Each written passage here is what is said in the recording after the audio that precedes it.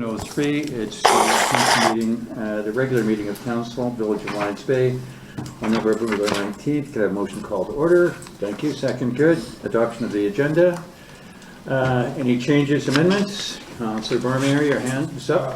Just under council reports, number 2, I'm not good on Okay, so Councillor, you'll be number 2.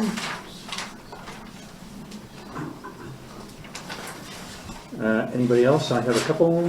Yes, CAO.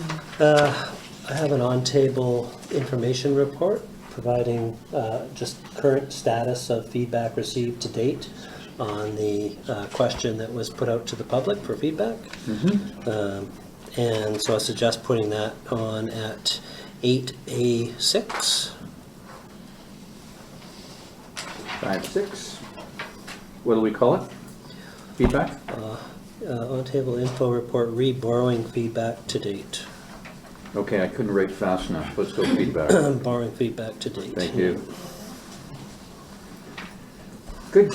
And I do have something. the Councillor Cudlip has something. okay, that's Ron. yes, We got one more thing. yes, certainly. I'm looking at my I would notes. like to defer my report on the forum until next. We were still waiting for a report back from the roundtable portion of it, which was Perfect. fairly substantial, so. And I think.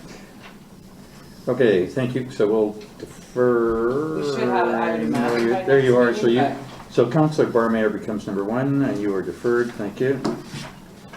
And for me, I think, so for 8B, Mayor's saying, so we will do the Metro Climate Action. The next topic will be the Translate Workshop. And I think we're going to hear about the cell tower, so I'll be quiet on that. And then we've got feedback. Okay. Good. Any other changes, amendments? All in favor? Hands, thank you. Unanimous, good. All right, delegation request, Mr. Stone. Oh, there's actually, public participation will be that first, sorry. So the order I have this in is Charlie Bradbury, Jerry Blackwell, and Mr. Stone, followed by Mr. Stone as a delegation. Is that? Yep. Sorry, I wanted to Nope. add my name to the list, but I didn't see it on Okay. the podium there. So Okay. if you could Scott, add me, you're I on. appreciate it. Thank you.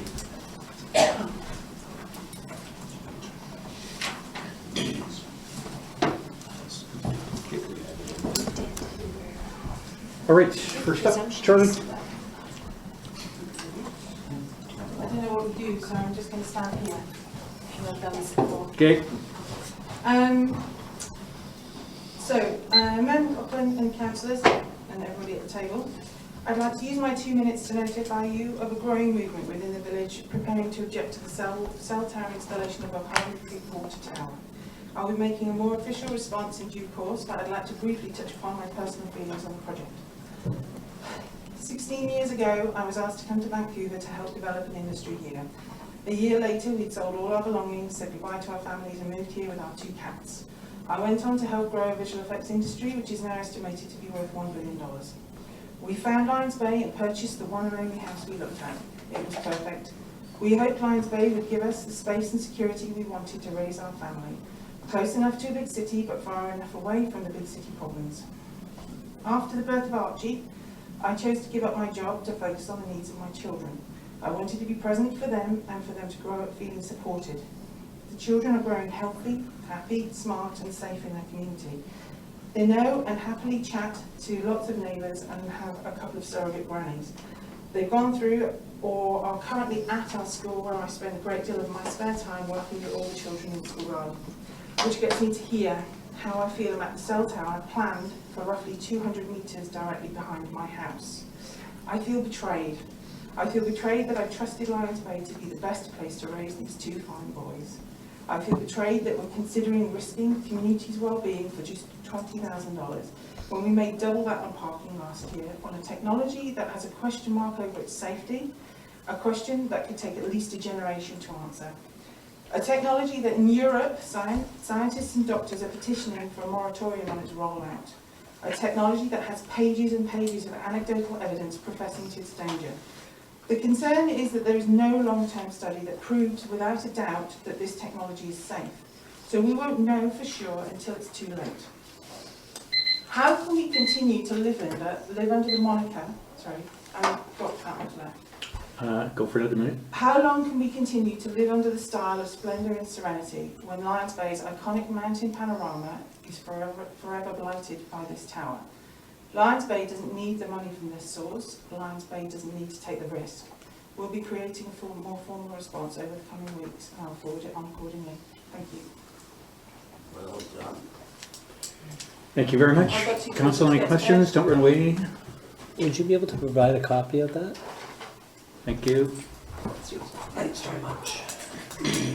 Thank you very much for your time. Thank you very much. Also, would you mind if this is forwarded to the applicant? Because until it is, it's not a part of the official record of the consultation You process? can do, but I'll be sending my own anyway Okay, as well, and I've already spoken to them about a couple of things. I'm already on their list of Okay. things. I've got a bit of information about the actual tower. It's not as it appears in the document because they have to put the discs on. Ask them Okay. about the microwave discs that they neglected to put on the picture. okay, thank you. Thank you. Thank very you. much. Next up was...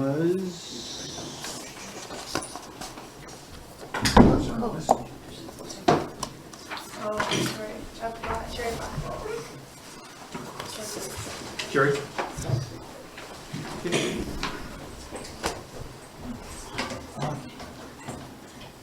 Thank you for the 2 minutes. I just wanted to stand up here and address the proposed legislation on view preservation and restoration bylaw. I want to indicate that I support it, okay? And it's not just people against it speaking out. So I want to agree with most of the points raised in the September 17th presentation to council. I suggest though that the view is the biggest driver of resale values in this town. It's not the quality of the house you have, it's not the way it's decorated, it is the view. And your own consultants have told you that in the community planning sessions. So you should consider it. I think a lot of the things that are considered in our tree bylaws are cutting, whatnot, are out of date. Tree diameters have increased greatly. We have a lot of things endangering our forests. They're over mature. I don't think you've ever done an inventory of the woods neighboring the town, but you have extensive mistletoe. My guess is over 50% of the hemlocks are infected. It weakens. Go up to the 500-meter level above the water tower, water tank, and it's extensively infected. This is coming down the village. You have weak trees. I also really agree with the shade concerns. Tall houses tend not to maintain their views. And so you have a compounded problem of tall houses, tall trees, and shade on your neighbors. Finally, I'd like to suggest that this isn't about neighbors only, it's about council. Poverty Village of Lions Bay is the worst neighbor for tree maintenance. You can go along Stewart Road where I live, just look at this stretch along here. And is that Stewart? Yeah, so just take a look at that lot you own, look at all this stuff coming over top, all the brambles, everything else, all those trees have been topped and it's all overgrown. I look at that view, that's never maintained, that's all naturally maintained by storms. And it's not in good shape. So I think you should look at other alternatives to legislation as well. You could ask for a statutory declaration, a couple $1,000 every 4 or 5 year period has been spent, just whatever it takes to try to enhance or maintain our values. So thank you very much. Council, don't run away, Jerry. Any questions? Oh, sorry. Just give you I'm another. not trying to run away. All right, well, maybe you want to sit down, I don't know. Councilors, any questions? Nope, giving none. Thank you very much, Jerry. Next up is Mr. Stone. And Mr. Stone, you're coming up next, so you got 2 minutes on the button here. I hope the clock hasn't started yet. Okay. I just want to make a brief comment on what's known in the world today as climate change. It's a very sensitive issue, And most people believe that there is such a thing as climate change.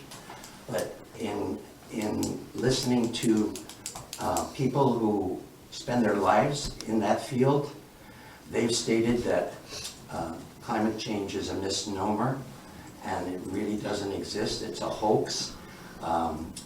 You probably are not aware, but there is a movement in the world put by what we call globalists, and they're trying to institute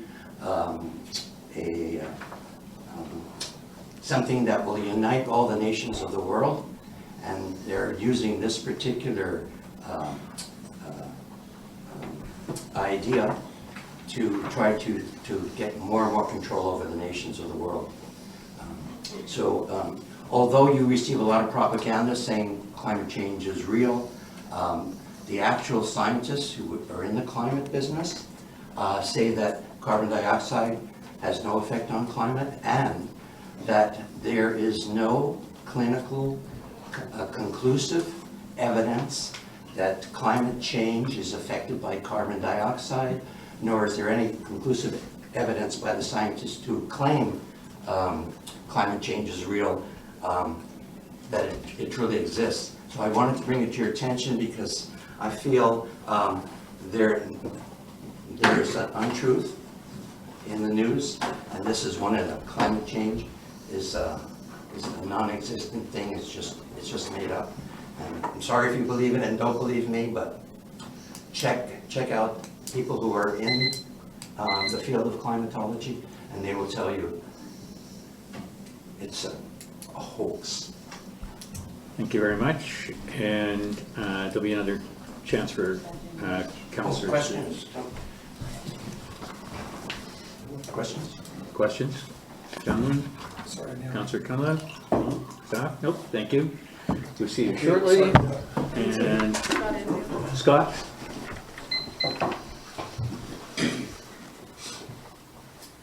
Oh, Scott. Good evening, Mayor and Council and staff.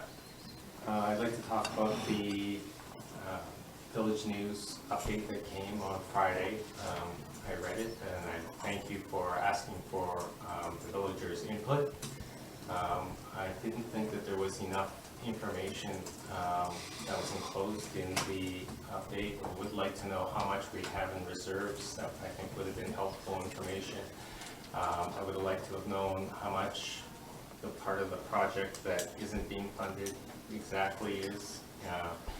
And then at the very bottom, I thought it looked like it was coming from council, but I didn't see whether the mayor wrote it or one of the councillors wrote it.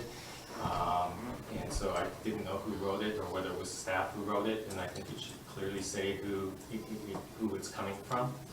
I think that would be helpful. My own opinion is, or I would support that it be paid from reserves rather than being paid from borrowing. So that's my opinion. Thank you very much. Councillors, any questions? I think a lot of this is going to come up very shortly. So try and speed through the agenda to the part that to deal with the questions from here. Stay for the discussion. Thank you very much. Matt? Excuse me, there being no more than the public participants that we have. Next one is a public delegation request. And Mr. Stone, you are up and you have 10 minutes when you tell me when. Thank you, Mr. McLaughlin. Thank you, council. When is okay. Good, let's go. The objective for me today is to inform you of the dangers of electromagnetic fields and electromagnetic waves. And it seems to be a little what they call controversial, but we'll try to inform you of what really happens and not what the cell phone companies and the Canadian federal government try to make you believe.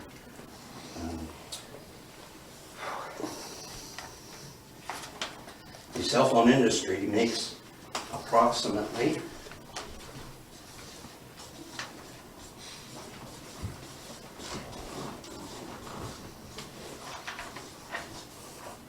$25 billion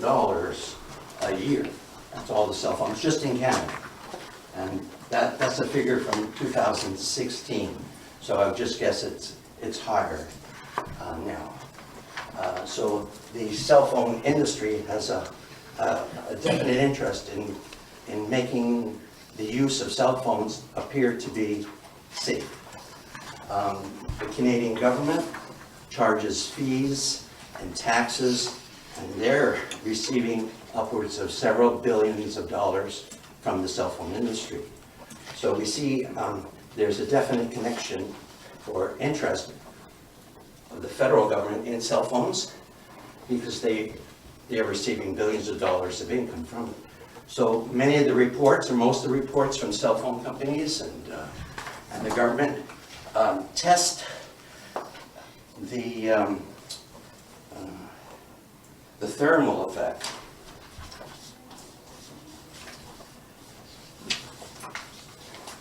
of cell phones. They focus on thermal. The thermal basically means heat. And if you have a cell phone or use cell phone technology, you know, if it's on for a period of time, it does emit heat.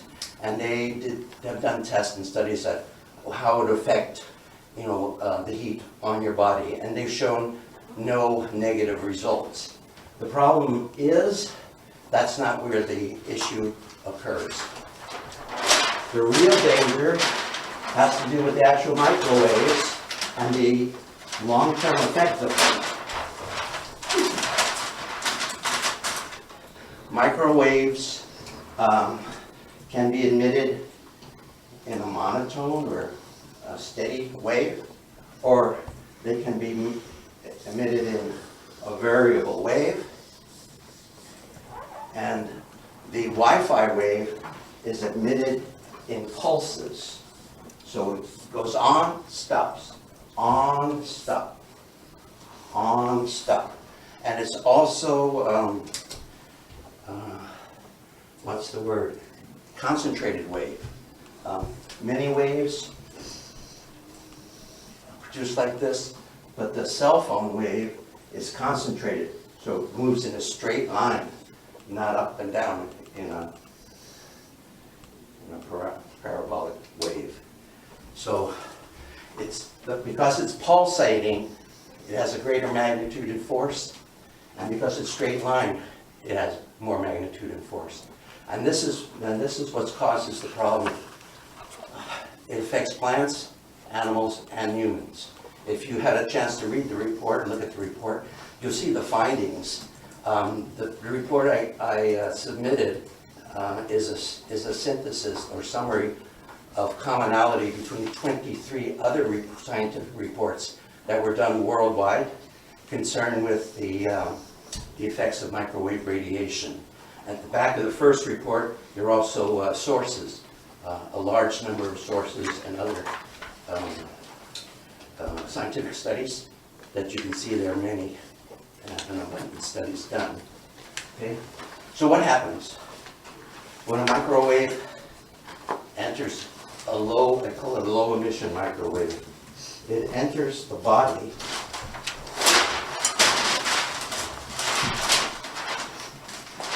thank you back there. It enters the body and their cells, we all know that it's very simple. Their cells in the body has a nucleus, electrons, and so on and so forth.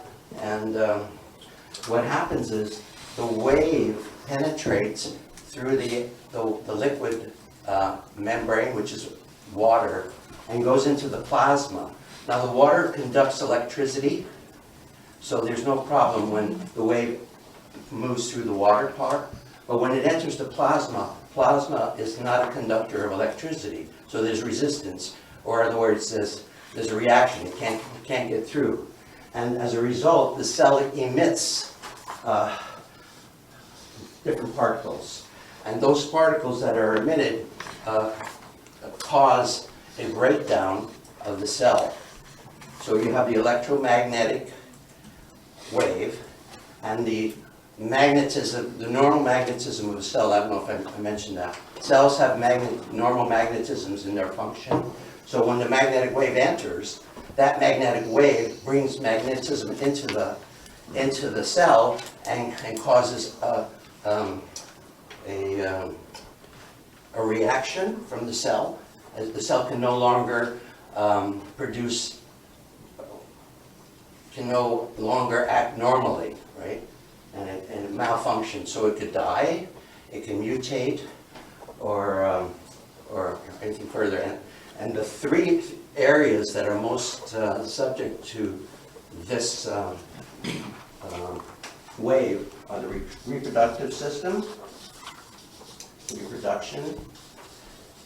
And if you read the study, they did a test with mice in a field, electromagnetic field, and they put them in two separate distances from the cell tower. And the first group closer to the cell tower produced progeny for 2 generations, and each generation the progeny or litter was less and less, and after the third or fourth production, they became sterile and weren't able to reproduce. The second group was a little bit further away, and they produced maybe 4 or 5 litters, and they became sterile. So we see reproduction is a factor that's affected by the emanation of these waves into our cells. The second area is the nervous system is affected, and this includes the brain, and many of the maladies are listed in the report. And then there's the circulation system, and that includes the heart. So there are a lot of circulatory maladies that are a result of this interaction of the electromagnetic wave with cells in the body. And it's not something that happens automatically or instantly, but over a period of time, there's a breakdown. How are we doing for time? 2 minutes. 2 minutes.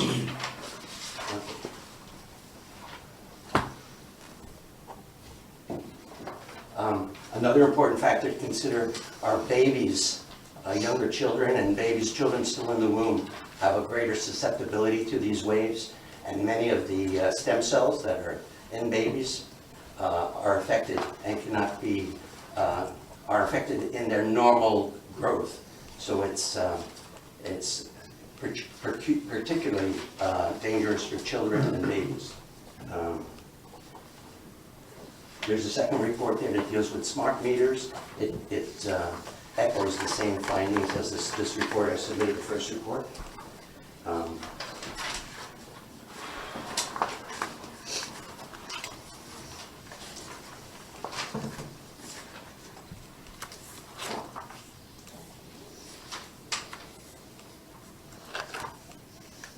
think I've covered most of the areas that I try to keep it at a simple level. The report itself sounds a little complex, but again, the problem is the waves themselves have a magnetism. They affect the normal magnetism in cells. The cells break down, they die, they mutate, and over a period of time it causes diseases. Oh, there's also another factor. If you're in close proximity to cell tower within a half a mile, if you live within half a mile, your exposure is going to be greater, right? The further away you are from a cell tower, the less effect the wave has, because it moves at a certain speed and eventually it disintegrates. It slows down and it's not as effective. So if you're living in Street, if you live on Bayview or Upper Ocean View Road, and you're in close proximity to the tower, as that lady I believe says she is, you're going to be inundated heavily by these waves, and there will be a more likelihood of illness that you incur. Keep going, Mr. Stone. Yeah. If you need more information about the study, I encourage you to read it. I'm a layman, I'm not a scientist, but I know of a fact. I've met, by personal experience, somebody who's hypersensitive to these waves, and there's a definite effect, and that particular person has had to leave the city and go to a small village in the southern Okanagan to get away from the effects of the waves. So I implored the village to not go ahead with this cell tower plan because it's going to be harmful to the health and well-being of the community, the wildlife as well. Birds are affected by it, et cetera, et cetera. You never see a bird perched on a cell tower. They have a sensitivity to it, and the evidence has been shown in many studies, as I've submitted to you today, and I implore that you don't go ahead with this cell tower. Thank you. Thank you very much, Mr. Stone. Any questions, staff or council members?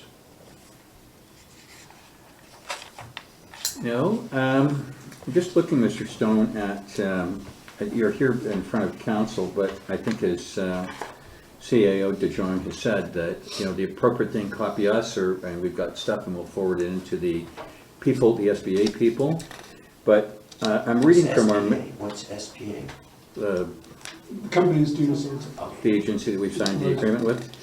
I'm reading from our minutes here, and I suspect nobody's going to change them. The municipal stance on this matter, and we're talking about the agreement, is not neutral. We've signed the agreement with these people. Previous council deemed the project worthwhile and beneficial. This council has approved the agreement subject to comments from the applicant's consultation process. So this is a consultation process that's being led by SBA. I mean, we'll listen to everything here, but really the meeting on Thursday night and all the correspondence of everybody who's presented tonight on this topic really needs to come forward with as much scientific fact, statement, or opinion that you can bring forward. Well, can council redirect them? And, Back out of our agreement? Yes. Can I say something? I can read what I wrote down here. Under matters arising, I was going to bring up that this council consider this delegation and the response received so far. Do we want to reconsider our decision as we are neutral in this matter? I think I might even bring that forward as a resolution, because I think it warrants us moving from that stance, in my opinion. Speaking a little out of turn, but I was going to do it later, but since it's Let's do it later. okay. All right, thank you very much, Mr. Stone. Thank you, Mr. McLaughlin. Thank you, council members. Thank you very much for coming. All right, moving on the agenda. Next thing is the approval of the minutes of the prior meeting, which is November the 5th. And do this the old-fashioned way. Can I have a motion to review the minutes? Thank you. Seconder, good. Any discussion or changes on the minutes? I have none. Councillor Barnier. Just a little bit of the wording on page 63, C2, last sentence. Yep. It wasn't a definitive statement. I think it may be an air-cooled transformer, not a will be, because we don't know. So that was speculation. So what's your Just change the word from will to may. Which bullet? Last bullet, Last one? last sentence. Will be smaller, cool. Instead of will, we should say may or shall. It's not a definitive. Okay, thank you. Councillor Abbott, anything? Yes, I've got a couple of changes or clarifications, and then I've got a few matters arising, we'll speak to those a little later. Under unfinished business, 105. We had discussed this last week. It was completed, but we didn't actually close it out, because there was a final statement that we couldn't comply with these regulations, and that we'd confirmed that there were no residents who would be affected. I would think it would be better if we noted that, marked it as completed, and then took it out the next week, this week, because it doesn't actually state how we closed out the item, right? Yeah, It's not elsewhere in it the- wasn't that we couldn't comply. It was difficult to comply. Yeah, Onerous. I think the word used was onerous. there's a lot of process that has to go Yeah. into place for a policy. And But I think the record of that, prior to just calling it completed, the record that we did get a feedback from Willie's workshop manager that it was onerous, I think was the word you used, yeah, and then we believe there was no one in the village affected. We recorded that before we took it off yeah, the, we know there's no one affected. right, so we can record that Yeah. and close it. I think that's a general thing through some of these. We never actually record what the decision was, and we just take them off. So we don't have that record. Some of them are Some of them don't. correspondence. Some of them don't require a record. Just Yeah. some of them like that would. Right, yeah, yeah.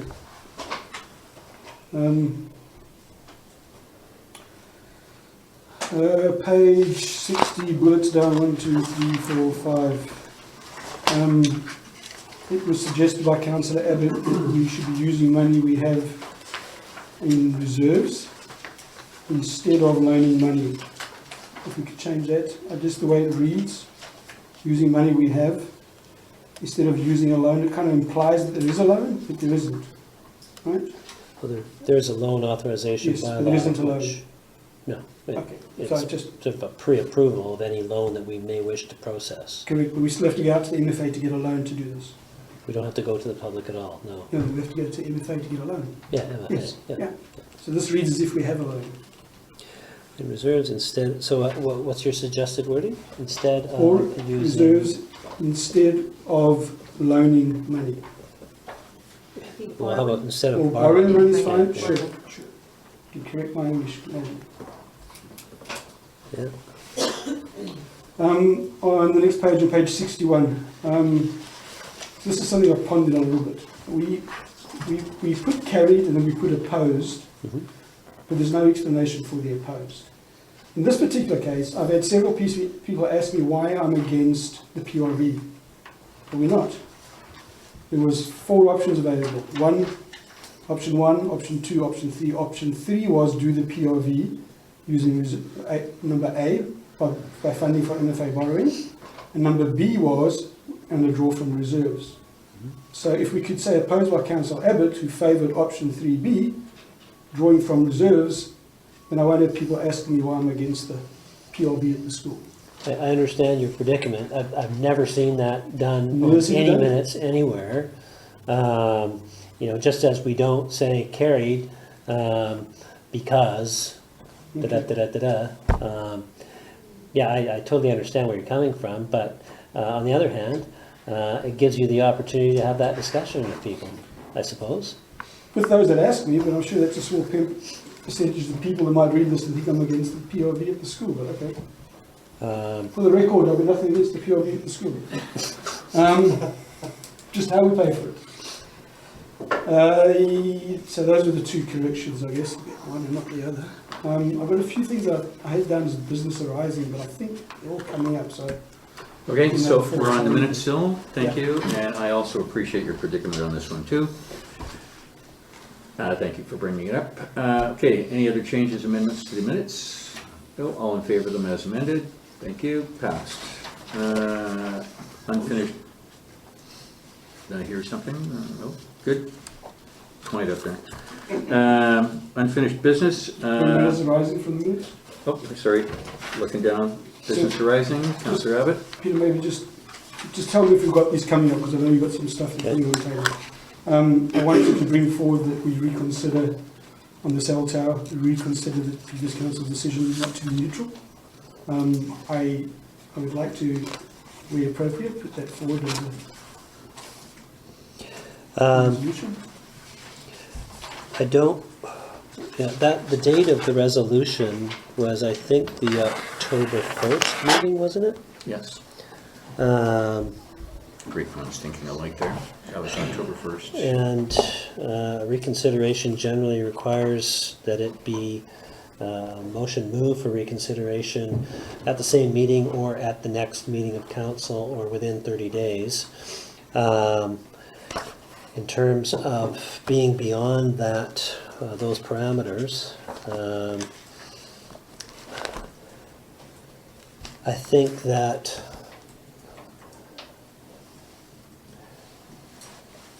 there's not going to be any difference if we deal with or consider this matter tonight as opposed to considering it at the next meeting on December 3rd. In terms of the requirement, the normal requirements as to when a motion for reconsideration can be brought, if we do it at the next meeting on December 3rd, it will give me an opportunity to look into what are the avenues, what are the ins and outs of being able to do that, as well as what is our current legal position in respect of the agreement and the process. I think it would be a much better informed discussion, and I don't think that there's any prejudice to the discussion by holding it at the next meeting. Councillor Abbott, I'd be in favor of that. I happen to have the agenda and the meeting minutes in front of me, and it was unanimously passed, and the time for it to come forward in a written format for us to all have a look at it again isn't there. And I mean, because I guess we can pop it up in the thing and go through it for another hour or so. But I think as the CAO has said, to hold it off till December the 1st, have a staff report. I mean, the ramifications to me on this, which is really as what I mentioned to Mr. Stone, is that we are not neutral on this as the matter stands right now. So what are the ramifications of that? And I think it puts the CAO in a big spot. So I think if you want to make a piece for the next agenda, or put the motion forward now, or that would be fine with me, and I'd second it for you, that staff review the situation at the December Third meeting, and bring it back for discussion. And bring it back? Okay. If you're fine with that? We'll do it that That way. work? Okay, staff, I don't think we See need a what rules motion. we have, I guess. Well, trust me, I'm going through something like this right now, so. Thank you very much. Councillor Abbott, are you on a roll here? I'm on a roll. The borrowing, we have it, you brought something on the table on the borrowing bylaw, is that correct, Peter? Yeah, I've got an information report that talks about feedback that we've received to date, so it'd be a good opportunity to say anything in respect of that at that time. Okay, I'll keep my thoughts on it until that time, but I just have one other suggestion, or one other request. Some of the stuff that came up in last week's meeting was brought on the table, so therefore it's public knowledge, and people have asked me questions, and I've sort of said, yes, I can tell you that, but I can't tell you where to find it. Our village website says on-table items are at the end of the agenda package, but that doesn't happen until the minutes Get are all processed, generally speaking. I Could we kind of just- came to realize that within the last day or two as well, when a couple of things came up that But we we could were just put them up the discussing. next day, right? So they could be there We instead of could, waiting for 2 I weeks. think we could add that to the agenda. Is it to the agenda, or is it to The the? village website says on-table items Minutes. are at the end of the agenda We would add package. it, we would add it to the agenda. Yeah, package. okay, Yeah, yeah, that's fine. yeah. So, yeah, I We can't can see do any that. reason why we Then can't. I could have just directed Yeah. people to it and Yeah, then yeah, telling them stuff that I knew. yeah. Okay. And I had 3. So the other one, I did just a little bit of research on the RAR, but if you're going to bring up the car park later, are we having a discussion on it? Car park. Oh, sorry, not the car EV park, charger. the EV Yeah, charger yeah, station. bring it up under council. Okay, well then I'll give you some information on the riparian areas regulation that I brought up last week. I did go do some research.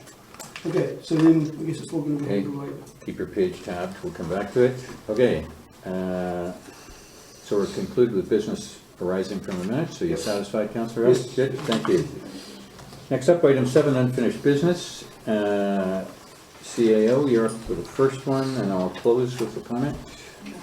Okay, yeah, I've reached out to request a meeting with the CAO of Squamish to discuss the matter before extending that beyond the scope.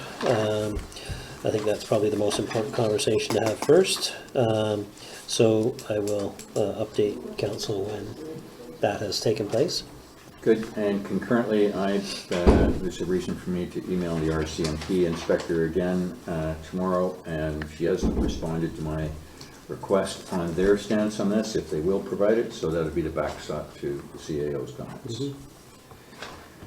So we'll keep that as in progress. Next one, former acting Mayor Cunliffe. Done. Good, and there's 113 a and 114. copy of that somewhere in the hopper coming to us. It can be, yes. I believe we need that for correspondence to close the loop, I think. I will forward that To Nicole, thank you. Perfect. And I believe, oh, you're still up. And Mr. and Mrs. Kemp, Completed. we're good there, same yes, story? Same story, yeah. Thank you very much. CAO, I know you have something to say on the next one.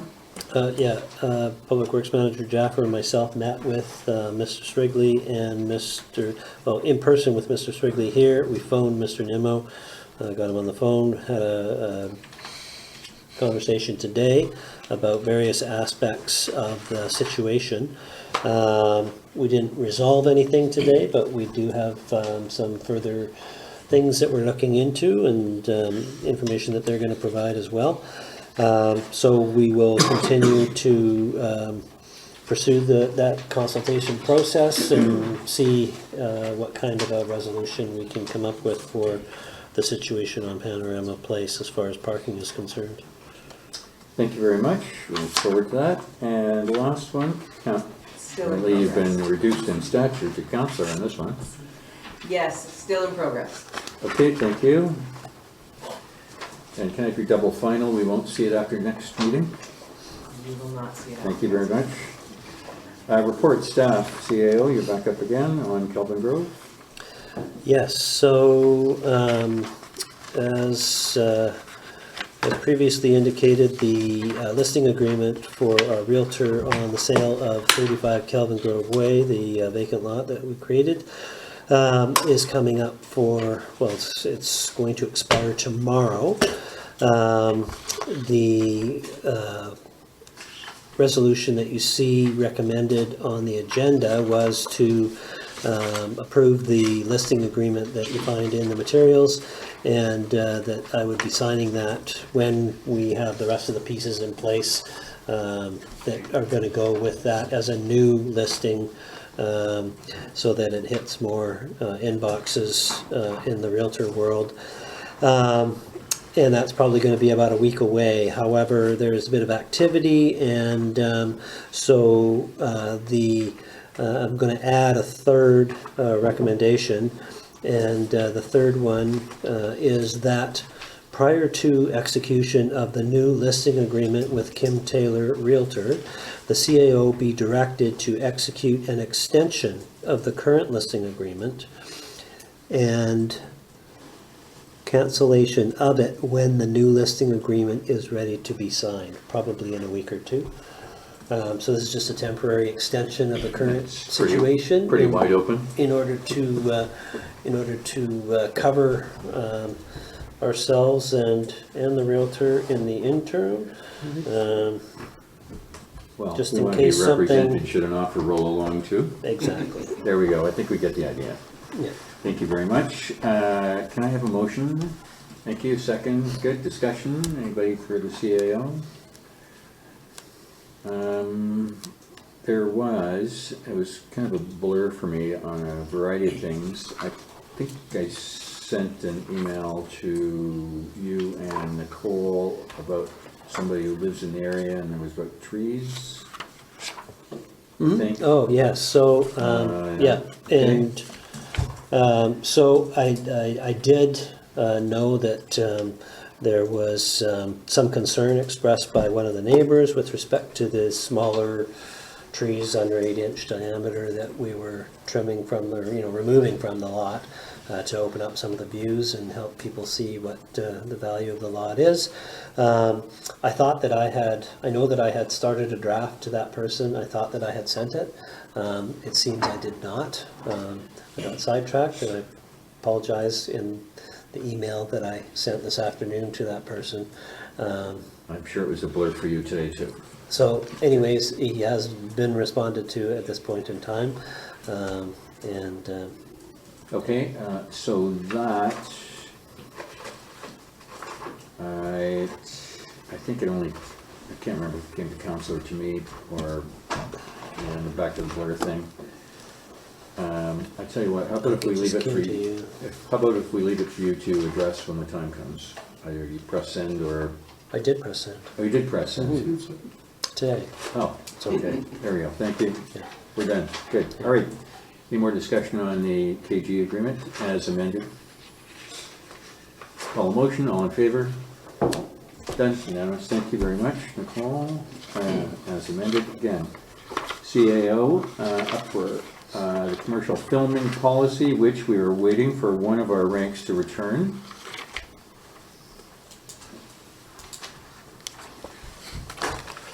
So, if you recall, this came back to council last meeting because it was brought to my attention that that in the filming industry, the regular day is a long day for most of the crews, and they regularly go till 9 or 10 p.m. as evidenced by the hours that are permitted in other jurisdictions. And there was a list that was attached to the materials, which is on page 100 of 194 of your package. And so those were all 9, 10, or 11 p.m. Opportunities for filming to go to. The concern that was expressed by myself through information that came to me was that if we have a filming day that is defined as 7 a.m. to 7 p.m., we're going to see an inordinate amount of applications having to come to council instead of being addressed through the way that the bylaw was set up, or the policy was set up with delegated authority to deal with matters below a certain threshold. My fear is that we'll see even daily, an application for a one-day shoot is going to have to come to council because they're going to go past 7 p.m. And that was never the intent of the bylaw as it was presented and amended by council and essentially agreed upon, subject to consultation with the public, which we did put it out. Got a little bit of feedback, but we didn't really have much to go on in respect of this particular issue. So the question is whether or not council is prepared to amend the definition of hours of filming back to the original 7 a.m. to 10 p.m., which is what it was on the original report, and then amended during the process where we examined it. Put it back to 7 to 10 or 7 to 9 at the least, but I think that I think we need to consider, or council is being requested to consider extending it from the current 7 p.m.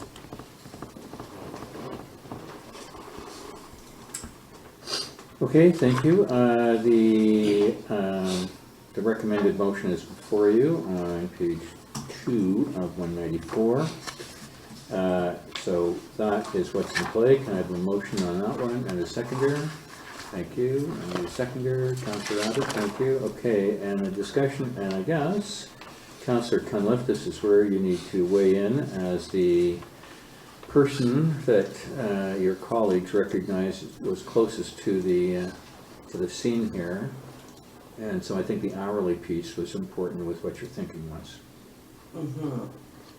And I've thought about this, I've talked to people in the neighborhood. Not many people have felt adversely affected by filming. Personally, I feel having lights shining in your house until 10 p.m. at this time of year may be disruptive. That being said, if it's going to be more than 3 days, they have to come and get our approval anyway. So for the sake of efficiency and what we're actually trying to accomplish, I could probably live with the 10 p.m. The later time. Yeah. And I believe that was the substance of the change and what you were waiting for. Councillor Abbott, is that your recollection? Well, we had two opinions that didn't want to change and two that did. But, yeah. And it was convenient to wait. Well, unless we would entertain a May to September kind of. Don't go soft on me here. Well, it's just, This time of year, it's an interesting time of year to make this decision. If we were doing this in June, it wouldn't even be really a second thought. But over 3 days in a row of that, they have to come and ask for permission anyway. So from So a we discussion standpoint, what would your I would just middle say ground with be, the what? Middle ground 9? Oh, No. or were you thinking Well, seasonal? See, I like the seasonal idea I personally. mean, 9 o'clock when it's bright sunshine outside doesn't Is mean much. nothing, 10 o'clock is nothing but when it's dark by 5 PM, it's pitch black. To have a glaring bright light, there are certain homes that are going to be more affected by that than others. What would you consider would be the months that would be fine till 10 o'clock? I would say that would be probably when we spring forward, are we gonna stay there this year? I think In the past, certain homes were compensated by the film industry for disturbing. That remains the case. Yes. Yeah, so it may be that would offer a solution to anybody who Thank you very much, Mr. Yeah. Stone. I think this, So I think I this could live with- council's well aware of that piece. So you're thinking of, let's think, go back a few months here. So shall we say it's light out at, Well, if we just stuck with the dates on which we currently spring forward and fall back. Yeah. Until such time as We the don't. province decides that we're not gonna do that anymore, it could be revisited, I suppose. And then that would just leave what times do you want to attach to each period. Sounds like 10 o'clock wouldn't be too much of an issue for we'll just call it the summer period for simplicity. Yeah. And then the question is what time is appropriate for the winter period? and what would your suggestion be, Council? My suggestion would be 7 PM. 7, all right. Allow people to come home from work and have some peace. So if I was to put this together, we've got the motion here, we're still in discussion, but it would be amended that during the summer hours, filming could take place till 10.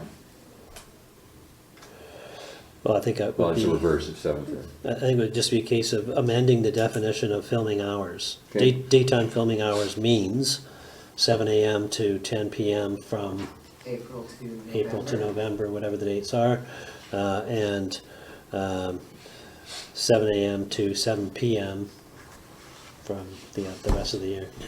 Concurrent with daylight savings time changes. Now, we did have Monday to Saturday for the previous, okay, so sorry, this was the suggestion in terms of changing it back to 10 PM was to say Monday to Saturday, 8 AM to 9 PM, Sundays and holidays, We could maybe strike 9 PM the Sundays and holidays. Sundays and Just- holidays part of it. Just simply keep it at winter, summer. Yeah. 7 to 10, 7 to 7? An hour difference on a Mhm. Sunday isn't really, Right. Okay. CAO, we've got the change in that piece there. I see your Yeah. budget, right? Mm-hmm. Thank you. So the amendment is in with respect to the summer hours. And any other discussion points? Well, Nope, hang on. yeah, that's right, because it was 7, so then it becomes 10. Okay. Okay, so it would be amended. Should we go there? Councillor Abbott? I don't think it was just about light pollution. When I was thinking last week, I was thinking about noise, I was thinking about all the other disruptions. That's why I thought we should keep it to the earlier hours. We seem to be focused on just whether someone's going to get light in their house. I think there was more to it than that. So rather than have a whole discussion, my position remains unchanged. I think we should all consider that it's not just light we're talking about. It's all the other activities that are filming and carry on till 9 or 10 at night, without the opportunity of coming to council for residents to All right, thank you very much for that point of view. Councillor Barmeyer? I just want to make a positive comment. I like the concept of delegation of authority on tasks that are relatively staff-related, where council doesn't really need to weigh in all the time. I think it's a nice attempt at streamlining and using our staff resources better, so appreciate that. Good. Councillor Bain? Well, as I stated last time, my preference for simplicity would just have the daylight time or daytime hours are dawn till dusk. And so it would fit for any time of the year. It would be a little shorter in the winter time for the wintertime filming. But it just seems like an easy fix. But if you know, that's not the majority opinion, I can back off on that. Well, it's going to be hard to do that when you put your hand up and see an equal number opposing. And the other thing I would say is when I noticed on the back here of the filming hours, 4 out of these the cities and towns that were listed, 4 of them had some prohibition on Sundays and stats. And I think that would be an advantage to our community for the peace and quiet. I think if a film company wants to shoot their things, they can move it so that it's done and finished by Saturday night. So are you saying no filming on Sundays and stats, or no filming past 7 on Sundays and stats regardless of winter or summer? I would blank out the Sundays and stats, no filming at all, and just keep it in 6 days a week, less the staff. I wonder how much filming they do in the stat when they're paying their crews triple overtime. Yeah. So probably not a big obstacle though. I appreciate your point. For me, that change to this would not resonate. I think, as Councillor Cunliffe says, these people are paying for a week straight and they're working hard, and Sunday doesn't mean much. I don't believe it does to the film companies. I think that's what Councillor Cunliffe said. I think she might have said the opposite. But Well, that on a stat, they might be considering, depending on the budget that they have. If they're a big budget, then yeah, they're gonna do what they're gonna do. All right. Councillor Barmeyer, you want to weigh in on this piece before I kind of adjudicate this a little bit? Well, I like the way it was written and currently how it's being proposed, but I've been hearing Councillor Cunliffe and Councillor Bain talk about this dawn to dusk concept. It seems very logical. You know? Yes, agreed. I'd be concerned about the definitions. Yeah, so, Dawn and dusk, and you know. but like I said, I do like the way it's written currently, so that's what I would support. Well, the official dawn and dusk are always listed in the government record on calendars. Got it? Yeah, weather and stuff like that. Look on Weather Canada. Yeah, they changed the name. I don't know what it is now. Yeah, Environment Canada.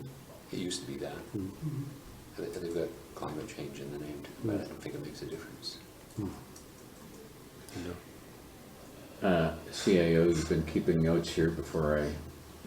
So we had, as the motion as per the recommended solution. I think then we changed that to winter summer hours, and there's now the suggestion of Sunday. Is that correct?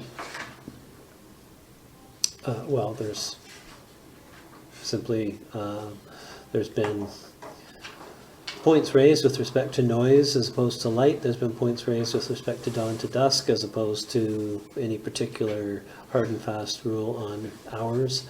And there has been a suggestion that there be no filming on Sundays and statutory holidays,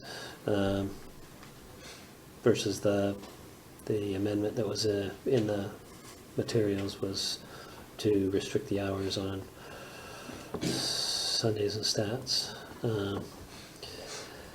But, so there's... To my colleagues, there's I no, can tell you on this film policy, we'll be here till 2 in the morning before I let this one go for another meeting. so what I'm saying is, I guess I'm not picking up any real consensus at the table, Well, just a bunch of different ideas. That's regrettably why I asked you to speak, because I think we started off in a generally waiting for Councillor Cunliffe to opine. She did, and we kind of tailed into a bunch of rabbit holes here. And I think it makes it impossible to retune this. I think that, Question here, have we denied a film application that's come to council? have we denied? Yeah. Not lately, to my knowledge. We didn't really have too many until, So Well, what last we're, year. what we're talking about now is essentially changing the threshold by which these applications come to council versus staff processing it without council's input. That's all we're really talking about, right? Correct. Because we're not changing anything else. All this is what triggers a council review of the application. Mhm. Nothing else More or is less. changing. People are still gonna film, they're still gonna make noise, they still have to do all the same things. The only question is, does it always need to come to council first? Right. Can I just talk to that first of all? It's not, Good, but I tell you what, I'm gonna go for this for about another 5 minutes before I start taking the gavel out. I agree with Councillor Barney of what the question is, and that's what we discussed last time. But just for clarity, it's not always coming to council. We already have agreement that all the ones that happen in the pit don't come to council. We're really talking about very few occasions, a couple a year, and it's where it's impacting villages. I personally disagree with Councillor Barney, I have the opposite opinion. I think those should come to council, and residents should have the opportunity to come to council. That's why I like that trigger the way it was, because it suited that purpose of that opinion. But we all agreed that we're not talking about all the ones in the pit and all the common on it. No, how many did we have last year? 2? Okay, whatever it is, it's not a lot. Just in respect of the number that we have received historically, I think that part of the reason we haven't received very many was because we had a 100% threshold.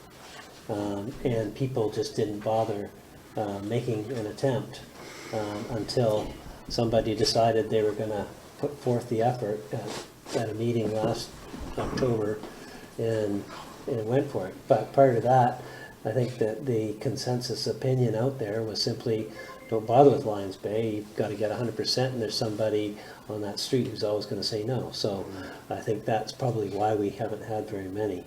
But the other aspect in terms of what we're talking about and what is the essential question, yes, it's a question of what triggers the application coming to council, but you've already agreed as a council when we kicked this around and massaged it the first time round that the trigger was going to be something, the expected trigger was going to be when applications are like hitting 5 days of filming. Because, you know, at 3 days, we're going to require polling, but I would still be capable of granting a permit if they pass that threshold for the polling. It's just when they hit 5 days that they'd have to come to council, or if it was a nighttime filming or a repeat situation, like a series. So I guess the concern that I want to just come back to is that I think it would be a shame to have short applications, you know, short-term filming that has to come to council that I don't think was originally intended by any of council that would need to come back to council. I'm just concerned that we're going to see too many of these. And I suppose, you know, we could see how it goes and amend the policy if that ends up being the case, either way. So it's, you know, not the end of the world one way or the other. I think we should try and get it right. I think that at was this Councillor point. Bain's suggestion last time, actually. We went with early hours and then amended it became an issue. They didn't make the table. They didn't get onto it as an issue. If I could make one last comment. The very last one. All this discussion notwithstanding, I appreciate the hard work and effort you put into it. Whatever, regardless of how we decide on the time thing, it's an excellent piece of work. And I think we've beaten this around the bush too many times, so it needs to be finished tonight. Tonight. Well, I think we all echo that. All right. And on that, we're going to, I'll tell you what I'm going to do before I call a motion. I think we're somewhat diffused in our thinking here, but as I understand this, I'll leave this for the CAO to correct me. The motion that is per the recommendation here is been put forward and seconded. We've gone to discussion. there seemed to have been some subsequent agreement on winter, summer hours, and then it kind of fell apart here. So I think there's many combinations here, but what I am going to do is call a motion in a second, and I'm going to amend the motion, ask for an amendment to the motion to make it summer, winter hours. And then I will push to a vote. If it's defeated, we will try another piece. CAO, am I within my parameter on this? Well, I think what you would be doing is putting forward a motion to essentially put forward the recommendations with an amendment of number,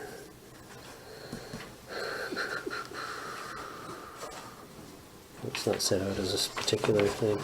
Put forward the recommendations with an amendment to the definition of daytime filming hours, as I understood what you just Yes, said, that'd to be good. read, Yes. 7 a.m. to 7 p.m. in the winter months and 7 a.m. to 10 p.m. in the summer months, as defined by the... Thank you. Articulated better than I could. All right, I've called the motion as of now. I'm going to put forward the motion that I just described, which is as it is and amended by what CAO just said. May I have a seconder? Thank you. I have a seconder. I don't believe there's any discussion. All in favor, raise their hands. Opposed? It passes 3-2.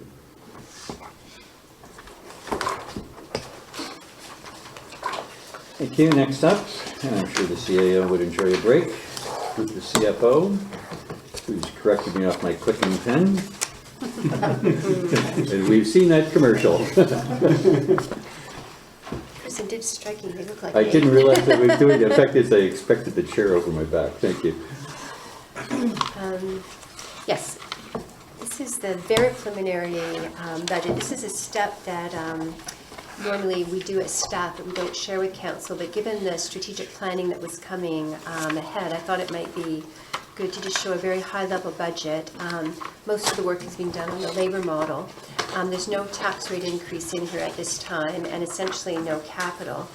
And it was just to get a sense, this is something I do internally, like I say, just to get a sense of what the surplus would look before a tax increase and before any supplementals whatsoever. And we're showing about a $35,000 surplus. I also included the work plan.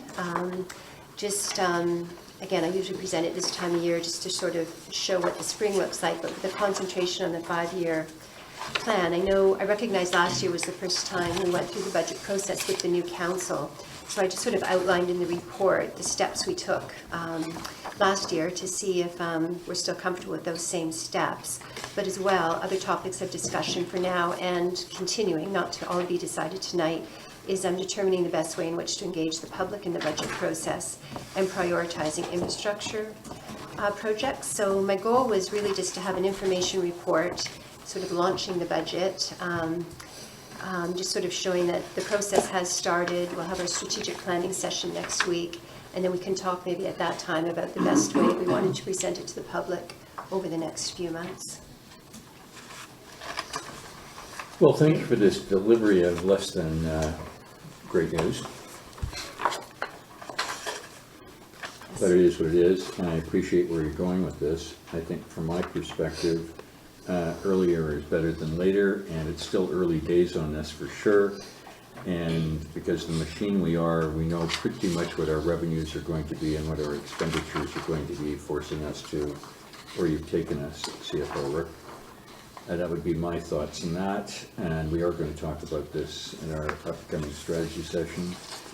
Having, along with you being one of the people that initiated your annual reporting, thank you very much. I like the dates. Anybody else have any thoughts, discussions? Councillor It's a Abbott? good thing to see, and I'm pleased to see we're looking at how we're going to spread it to the public. I guess we'll keep that questions and some of the numbers for the next. I mean, it's very, as Councillor Bing would back me on this, certainly when he and I were a very green pair of councillors, seeing any financial information in November was probably looking at the annual statement from 2 years before. So I think we've made quite big progress in this. So I'll put forward the motion received. Thank you. Second. Any other discussion? No. All in favor? Received. Thank you. Thank you, Stephanie.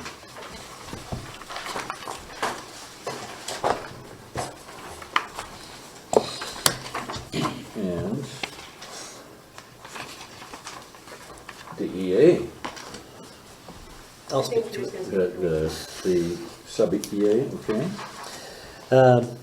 So this is a request from Metro Vancouver to consent on behalf of the electors of the Village of Lions Bay to the approval of the adoption of Metro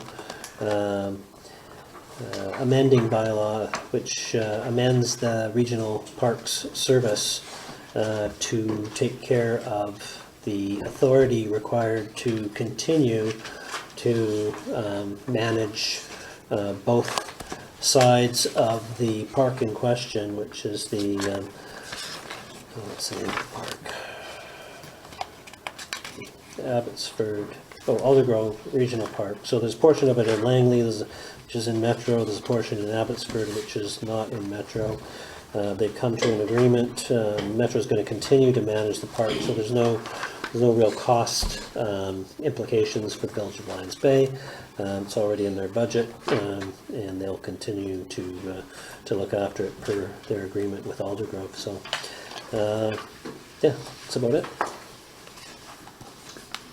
Thank you. Can I have a motion on this as recommended by staff? Second? Thank you. Discussion on this? Seen this in Metro, it looks an awful lot like this, so I have nothing further. Okay, call a motion, all in favor? Done, thank you. The planning session, CAO, page 119 of your binder. So this is just an information report which attaches the proposed schedule and agenda. Basically, well, the agenda that was still to come. You'll receive an agenda at the end of this week because this is going to be a council strategy committee meeting. So you'll get a CSC agenda that basically attaches this very material, subject to any glaring errors or omissions that you might want to point out to me now. So a proposed sort of a schedule for the Monday night and the Tuesday night.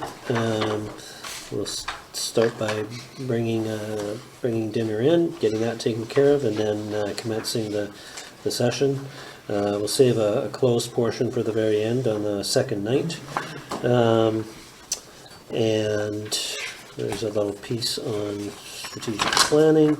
And then I've attached basically the 2019 version of the strategic planning priorities document, and you'll see track changes throughout it, and they are intended to reflect either updates, things that have been completed or that have altered, and so there are some amended descriptions that go along with those things. There's also a few additions to the list which reflect both staff and elected official suggestions for items to be included for discussion.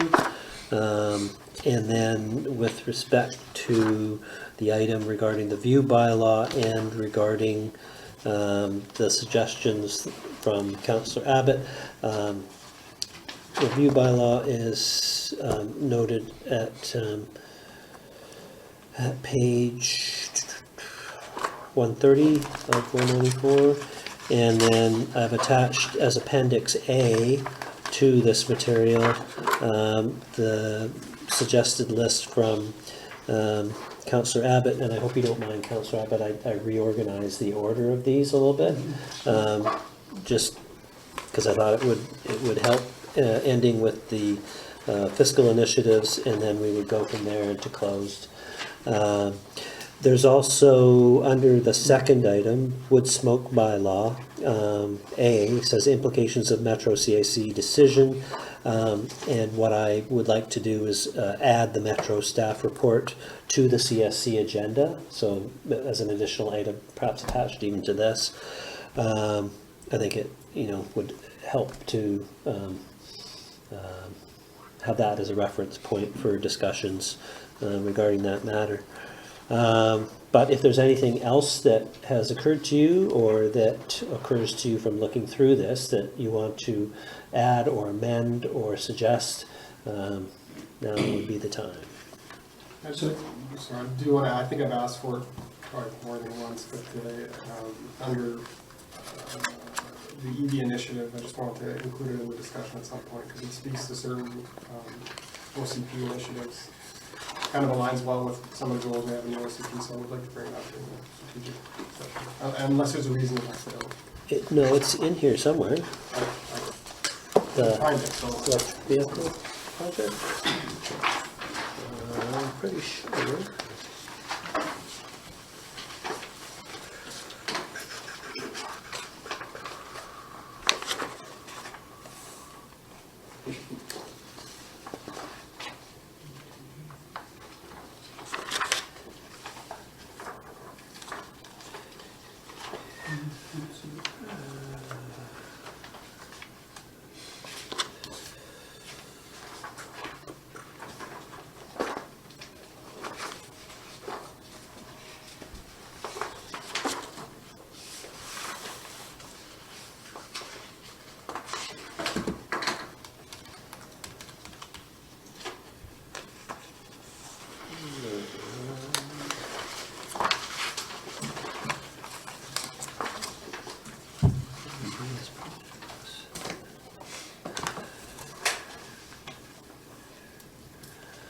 Oh, have I got egg on my face? No. All right, that's good enough. I'm sorry. That's okay. I had that on a different list, and I thought that I had pulled everything from all the different lists. There's 5 different lists, so I apologize profusely. So, yeah, we'll put that on here. I think probably under community planning would be probably appropriate. And whether we look at it from the standpoint of transitioning to electric vehicles in general or climate action initiatives, what have you, community planning is probably the appropriate category.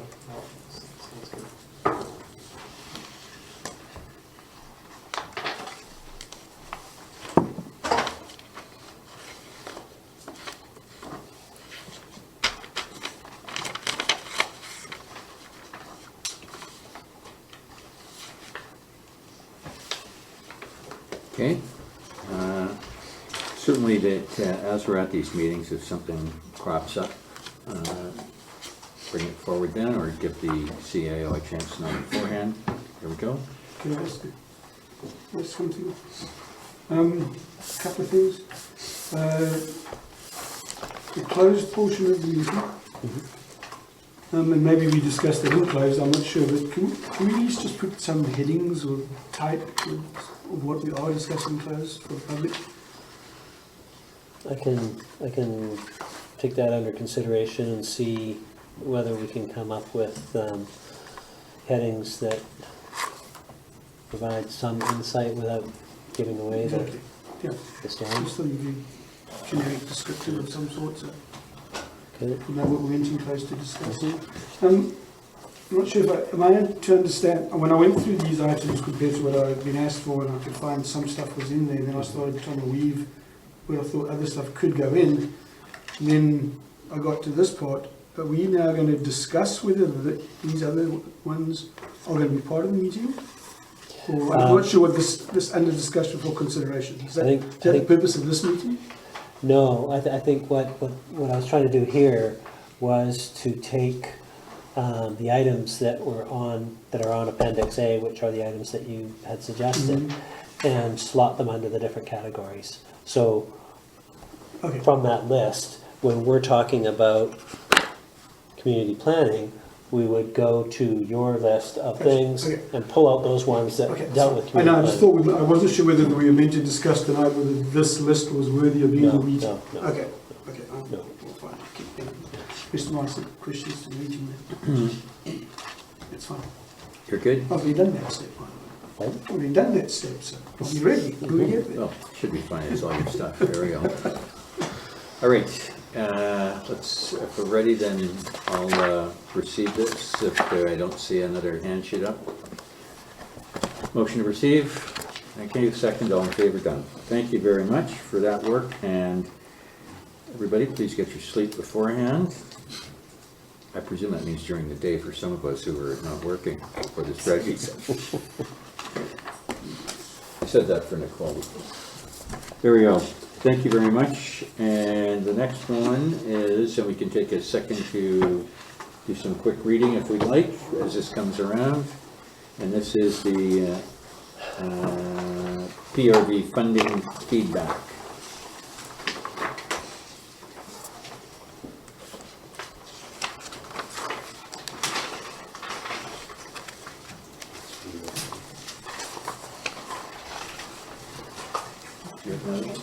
Thank you. Peter, do I take one to the audience? Thank you. Yeah, I think so.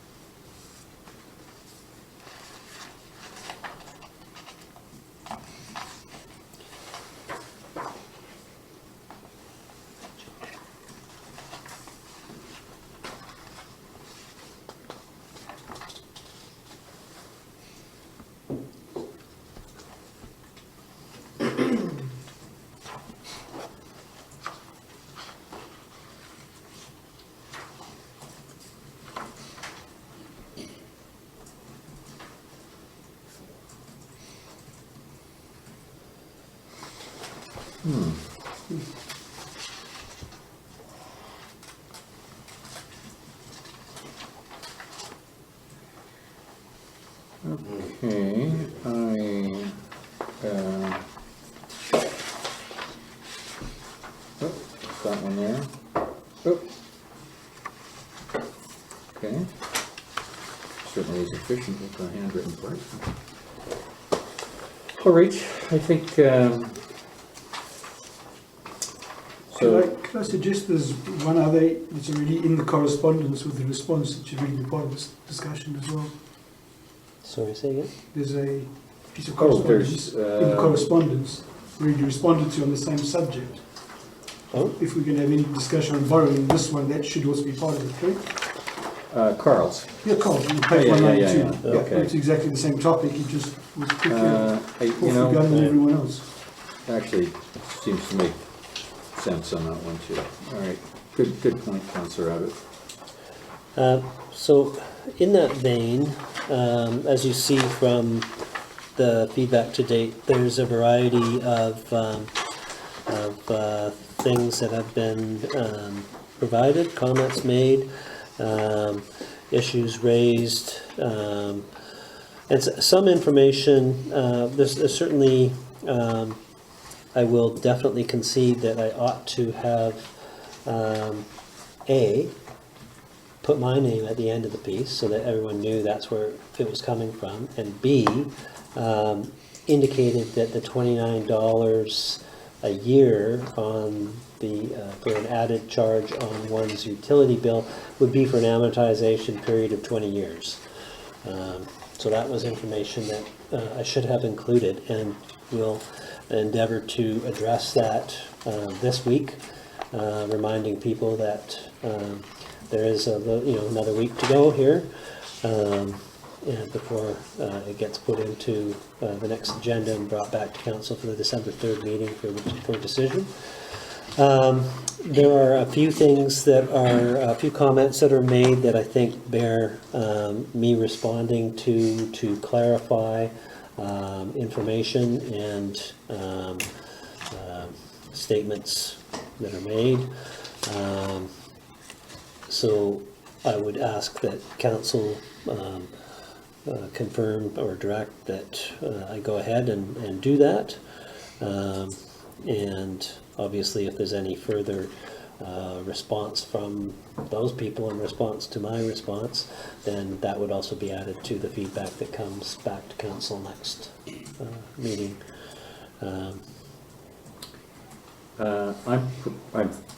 I'll put that forward as my recommendation would do that. I think yes to that specific piece. I think, given some of the flavor that some of us have heard, I think if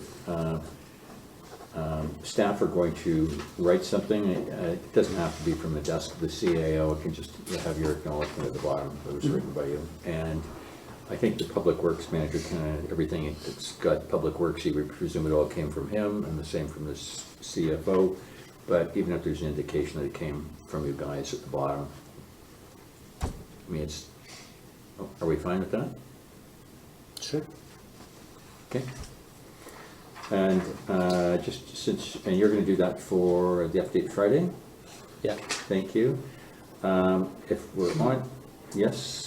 So there's a couple of more suggestions on that from some of the feedback that I received, or some of us have received. With your points? Well, the on-table items that were in the previous meeting, that answers several of the questions that people have asked, what we have in reserves, etc. So if we include the on-table items from last week's meeting, Go to this link. the public hadn't seen unless they came in.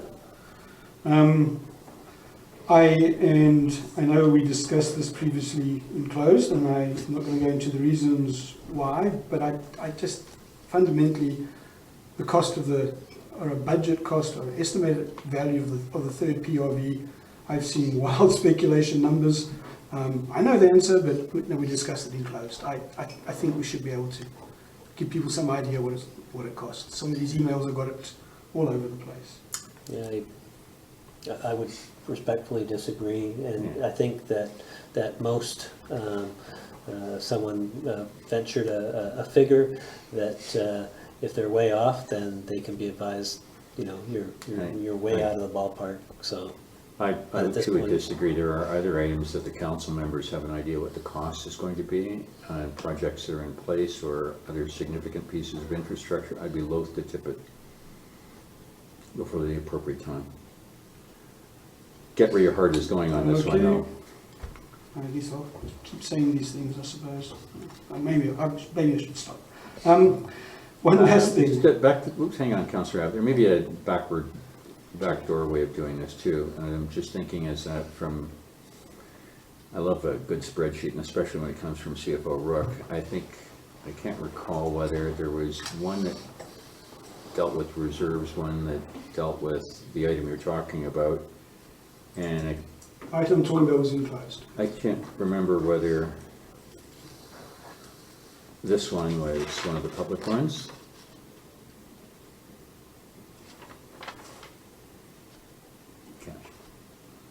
I haven't done that for a while. A cash flow? No, Yeah. there was two documents though. There was the Oh, there was one that outlined the cost and the amount of the borrowing enclosed. Okay, so But there was that may two be a documents in open. There was- backdoor way of providing more information, but I think was- I'll leave it with staff to figure out what they want to do, but certainly the piece for reserves. The reserves was And I mean, open. I'm pretty sure it was not a closed item, but I don't want to go in the wrong direction here and open it. Let's take a look and Have a look, and- would you and please? Because link that to may be a whatever backdoor way of documents what may the be actual helpful. cost is. Yes, okay, fair enough. The third item, that I've been asked a few times, and I can't remember whether it was in those on-table stuff or enclosed, is the questions come up a few times is our borrowing capacity. I mean, if you can That's work the that sheet out. I'm talking that's about. That's the sheet you're talking about. Yeah, Ah, was okay. Yeah, that's it. It's a backdoor way of coming to where you want to go. And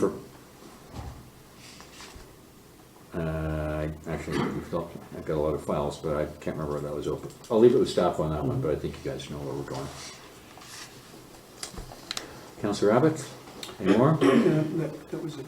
Good, so thank you. So there's the guidance on that. And since we're talking about writing on the village update, I'm going to be writing this week, are you thinking, CAO, of doing anything with respect to the, let's call it the cell tower update or anything like that? Cell tower info?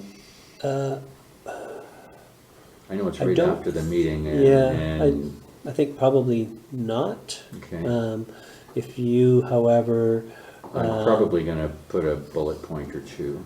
just reminding people that they need to send their Yeah, information and to just pretty much SBA. as I've mentioned to Mr. Stone. Yeah.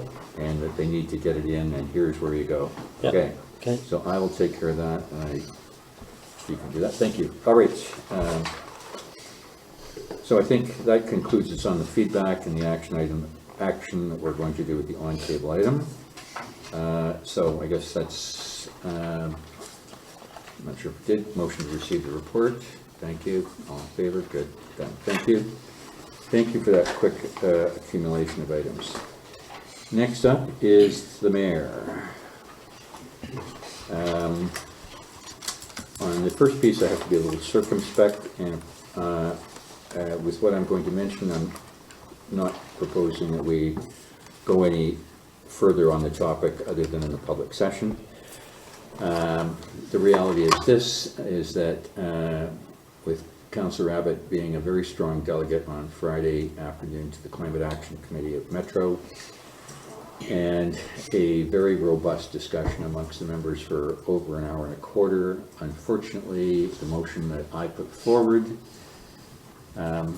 which, just to give everybody the straight piece of it, was that the Climate Action Committee directs staff to bring forward for board consideration a proposed bylaw to manage emissions from residential indoor wood burning that includes the same requirements for all areas within Metro Vancouver designated as urban, with an exception to the village of Lions Bay.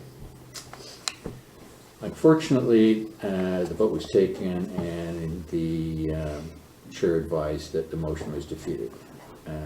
It was then put forward, the staff's recommendation that the Climate Action Committee direct staff to bring forward for board consideration a proposed bylaw to manage emissions from residential indoor wood burning that includes the same requirements for all areas within Metro Vancouver designated as urban. The chair, after the vote, the chair advised it was carried. I think Councillor Abbott and I fought the good fight for a very long time, and for me, I was somewhat drained during this period, but it then came to me that I considered that there was a miscount in the vote. That's been confirmed by another member who is in attendance and who also cast ultimately the deciding vote on the second motion. I have written to the chair of Metro asking for his consideration of reconsideration of a motion, and that the motion come back to the committees, and this is for both the first and the second motions to come back, and also that the Climate Action Committee recommendations do not go to the Metro board meeting, it's the mayor's board meeting, next Friday. And he has written back, he's just come back from extensive period in Africa, still catching up, but he and I will speak this week. I know that CEO DeJong has also spoken with the corporate secretary, and we can, if you have any more to add on that, CAO? No, well, my understanding is that there'll be an opportunity at the January Climate Action Committee meeting for anyone who voted on the prevailing side to make a motion to reconsider that motion. So it's a two-step process. You vote on the reconsideration, and then if that passes, then you reconsider the motion that was on the table. So Yes. Okay, so putting all the emotion away, the objective is to win the first motion that I did, so that will be pushed off until consideration for the next climate action meeting in January. All right, let's leave that topic alone. The next thing is tomorrow is TransLink's workshop for the mayors and their CAOs or the CFOs, whoever's coming with who. CAO DeJong and I have had very good dialogue with the TransLink executives and planners, and we know what we want, we know what they will offer, and we know what more we want and what we'll be asking for tomorrow. So I'll be presenting our case for that tomorrow.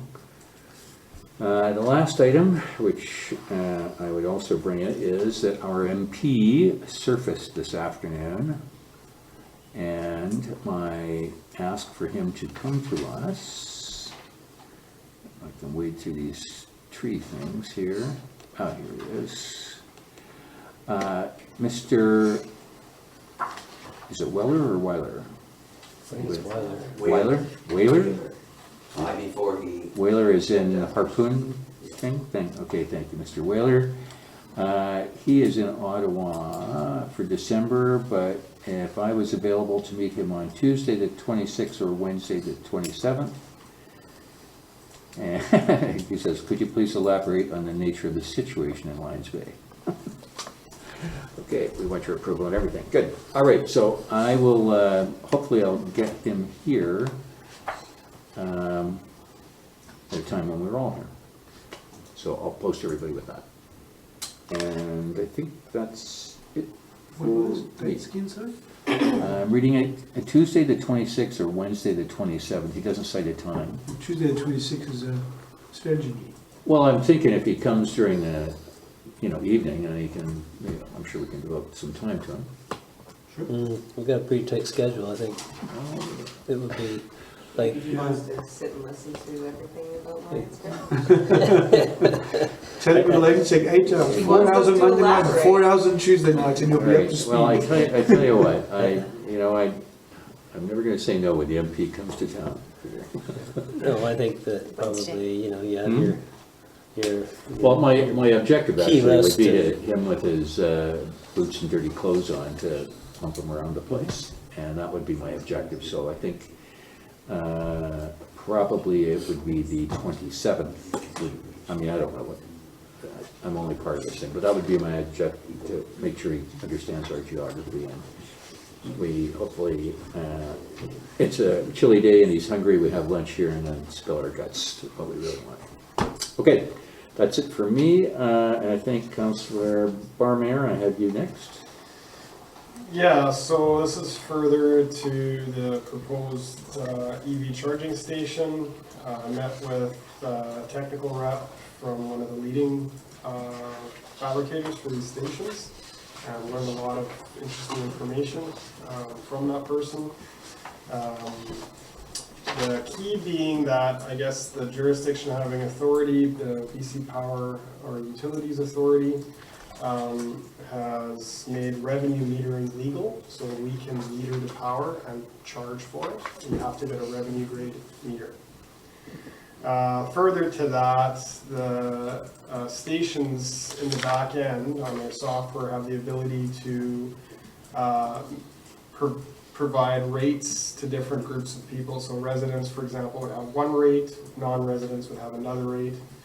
So perhaps resident charging would be revenue neutral, and just pay for the power, and non-residents passing through subsidize our station for us, so they pay. So it's a way for us to generate some revenue.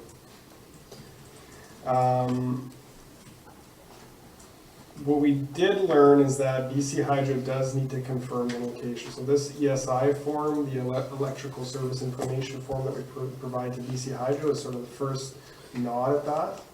And what that does is put a BC Hydro project manager on our application, and they do the very first steps of just checking the poll to see if it's compatible with what we're planning to do, and they give us a yes or no. And then we can take the project from there. It doesn't commit us to anything, it just gives us useful information. The stations are inherently expandable, so if we wanted to go from one charger to two in that location, that wouldn't be a difficult thing to do, and future-proof the area if that's something we want to consider. So the manufacturer is well aware that most clients customers want to do that at some point, is expand those units. And another interesting piece is that they have a 5-year service contract that they provide. So these units are fully supported by the respective manufacturers with a 5-year service plan that the granting agencies actually pay for. So they accept the service plan can be covered by the grant. It's not that much money. And they aim for a 98% uptime with tons of information for the person that owns the station. So you get user information, you can see how the station's performing, and they run diagnostics 24/7 and sort of get ahead of any maintenance issues. So the station is up close to 100% of the time. That's the goal. So, Council? Yeah. Did you say that the 5-year service contract cost can be included in the grant application? Correct, and all costs associated with design can be paid out of that application. So if we upfront the money for design, that can be pulled out of that. This is his experience, and So you're talking about last year's grant. I haven't yet seen the grant for this year come out. I'm assuming there's going to be one. yeah, he just met with Enercan, and they're putting out another grant right away. So it's coming out shortly. So we want to be ready for this next Yes. one. Okay. Yeah. Good work, Councillor Barmeyer. That one's pitched hard down the middle of the plate. Thank you. Good. Just Yep. matter arising, so last week I questioned riparian areas of regulation because I bumped up against it once before many years ago, so just, I'm not a code reviewer on this matter, just a quick Google search, it got repealed in November 2019, which not now. That's now. It's like, Today? how does that work? So I don't know what's in place, or unless I wrote 2019, I meant 18. But anyway, if I went to the most recent one that I could find, because when something gets repealed, there's got to be a new one there, and they don't get simpler, they normally get more onerous. I went to the last one I could find that was published, which I think was 2016. We've got to decide, you have to first decide is it a ravine or a creek. A ravine has a side slope of greater than 3:1. I would say we've probably got a ravine. The next question is it more than 30 meters at the top of the bank? Sorry, 60 meters. Was it more or less than 60 meters wide? If it's more than 60 meters wide at the top of the bank, then the setback is 10 meters from the top of the bank. So it's not simple, it's not obvious. And someone needs to do some math and do some fairly diligent review of this code. But I know I bumped up against it before, so I think we should have someone check it out before we cite something. And 10 meters, and the other thing I'm not sure about is, it's an engineered creek. How does that factor into it? So So let's just be careful we don't Yeah, so I want to put my hand up and say that in assigning or asking staff to advance a location, I would assume that all that has been checked, so that it's a code compliant location. We're not going to run up against any pitfalls.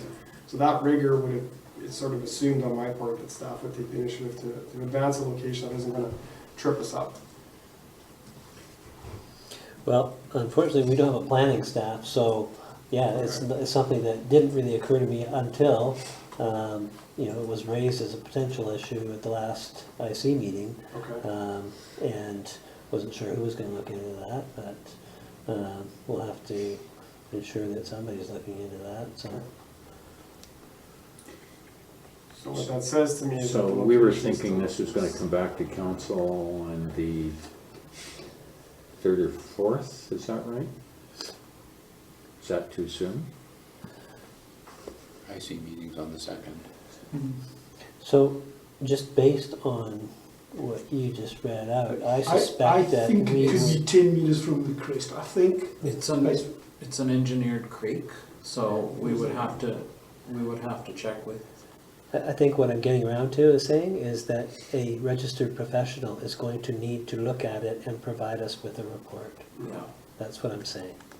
So we do have some money in the budget for exactly this pre-engineering type investigation. So that $5,000 that we earmarked, I would suggest we look at getting the right person on board to maybe do I it. think this would be a very simple code review, to be honest.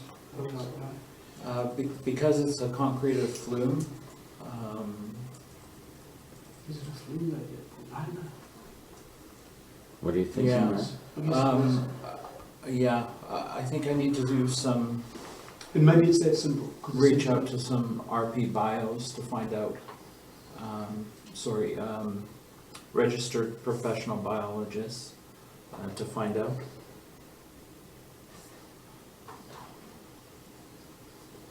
Yeah, you're not gonna find any fish in that creek. Yeah. It might be that simple. All right, so, thank you both for this. So, yeah, I'll look into that before the Okay, next meeting. and so we'll leave this with staff. I think this was, I believe it was, I think it was going to come back for site selection on December the 3rd. Yeah, the minutes read that it would be the next meeting, so that would have been today's meeting. No. 'cause it's No, gonna I be think the I strategic made that planning. mistake too. Oh, okay. Strategic planning and then to the next meeting, which will be December Got 3rd.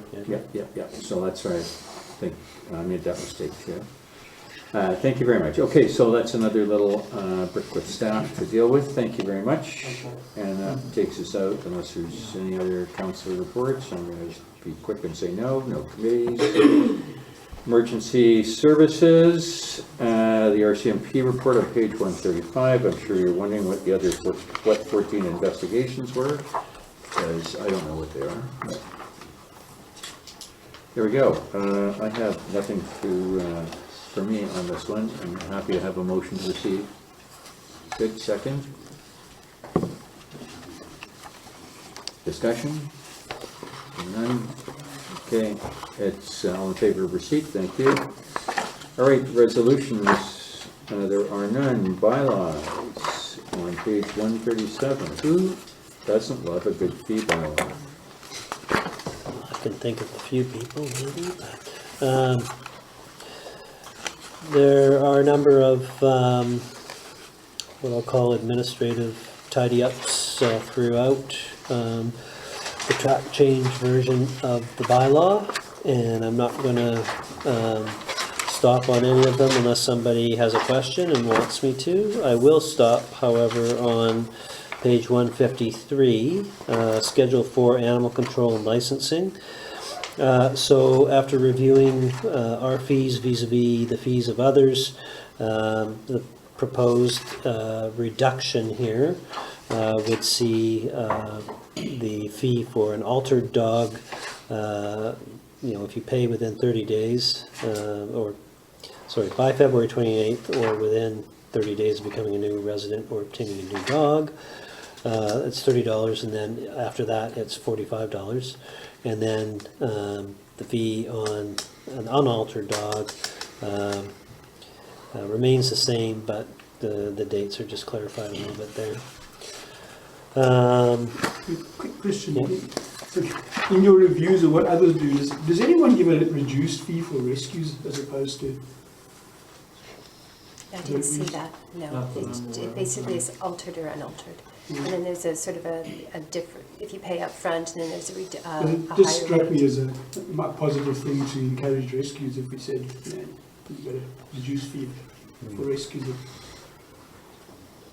Yeah. Not that I have a dog anymore, but I might soon have another one. So there's no pecuniary interest at the moment, is what I'm saying, right? I'm okay to say this.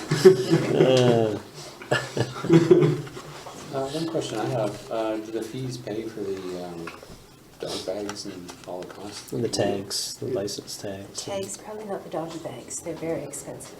Yeah. That we provide. They don't cover them? No. No, couldn't possibly. I don't think so. We spend a lot on doggy bags. Let's not ask how much. Okay, there we go. All right. And there was just a couple other things I was going to stop at. Schedule 6, we just clarified that there is an opportunity for people to come in the day before, subject to availability, to set up for their event. And there's a fee for that. We've always had a fee, it's just we didn't really have it clarified very well. We are recommending a reduction of the fee for a liquor licensed event from $220 to $150. And I believe that was based on comparisons. Comparisons, yes. Yeah. And, I don't remember which ones, but Um,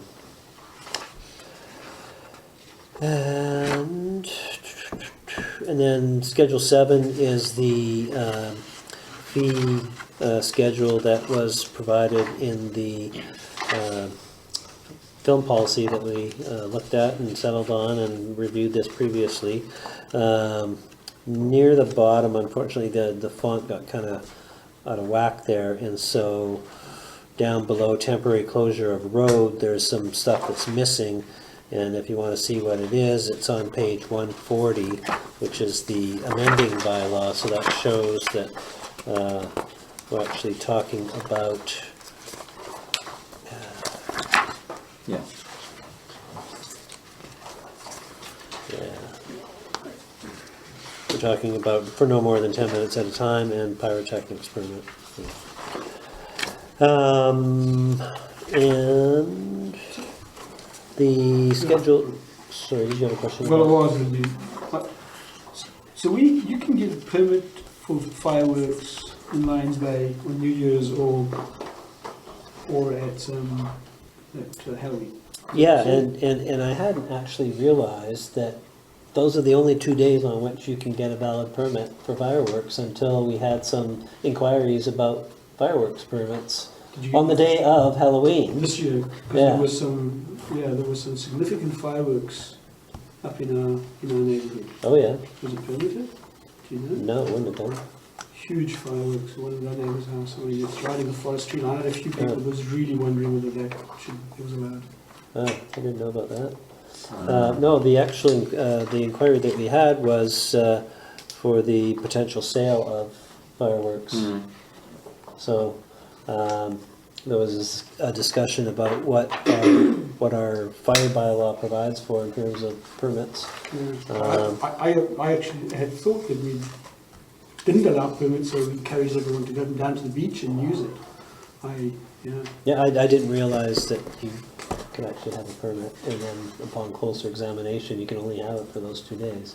Whether or not council wants to revisit that or have a discussion about whether or not you want to say no permits at all, so that people can, if they want to see fireworks, come down to the beach and not I would like light to see them come in down the to trees. council. A lot of people weren't comfortable with what we had happened on Halloween. Was there any call put into the fire department at all? I don't know. Did Vancouver not ban fireworks After the fact, so this it's- Halloween? yeah. So that's it, there's no more. No more. I think that's probably a responsible decision. Well, I tell you what, then why don't we put this as under the category busy work? Well, it can be. Well, New Year's and, Well, you've got until next. Are you going until New Year? Sorry. oh, New Year's, I mean, We're required to have a permit, so if we say no permits on Halloween, then I don't even think we can get a permit. Or could simply change the wording of the bylaw to say the fire department Okay. is not, it doesn't apply to the fire department Okay. for the purposes of Yeah, fireworks. just make sure on- we don't actually yeah. exclude ourselves as well. Because we do Right, get a well, permit. let's get a sense of urgency here. I mean, there's two meetings before Christmas break, and we're slogging a bunch. I'm not looking to bury the staff to come up with the full background on this immediately. Okay, Or I'll put it can we on the that list into of, list of under bylaws that busy require work? Busy work, examination, thank yeah. you. Are you fine with that, Councillor Abbott? Yes, thank you. Thank you.